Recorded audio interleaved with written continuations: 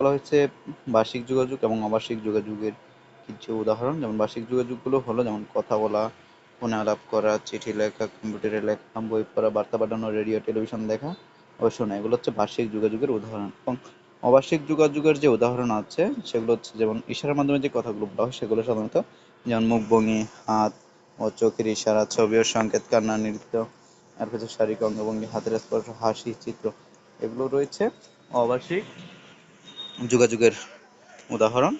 তারপরে তোমরা দেখতে পাচ্ছ যে আরো আরো রয়েছে প্রাসঙ্গিক ও অপ্রাসঙ্গিক। আমরা যে কথাগুলো বলে থাকি প্রাসঙ্গিক মানে হচ্ছে যুক্তিসঙ্গত কথাগুলো বা ইতিবাচক দিকের যে কথাগুলো রয়েছে সেগুলো, এবং অপ্রাসঙ্গিক মানে হচ্ছে এই নেতিবাচক যে কথাগুলো রয়েছে ওইগুলো। তো প্রাসঙ্গিক কথাগুলো এবং অপ্রাসঙ্গিক কথাগুলো আমাদের বুঝতে হবে যে এইগুলা কি আসলে মূলত।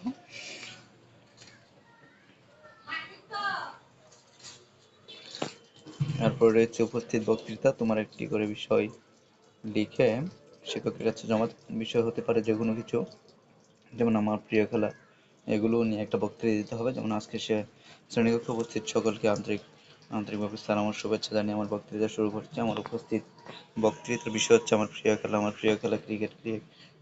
ক্রিকেট খেলা ইংল্যান্ডে আবিষ্কৃত হলে বর্তমানে সারা পৃথিবীতে খেলা হয়, বাংলাদেশে এই খেলা খুব প্রিয়। তো এখানে তোমরা চাইলে এটা দিতে পারো, এটা খুব ইম্পর্টেন্ট। এরপর রয়েছে দেখো যে প্রত্যেক জীবনে আলাপচারিতার একটি কথোপকথন, এটি দিতে পারো চাইলে তোমরা, দেখে তোমরা ভালো হবে।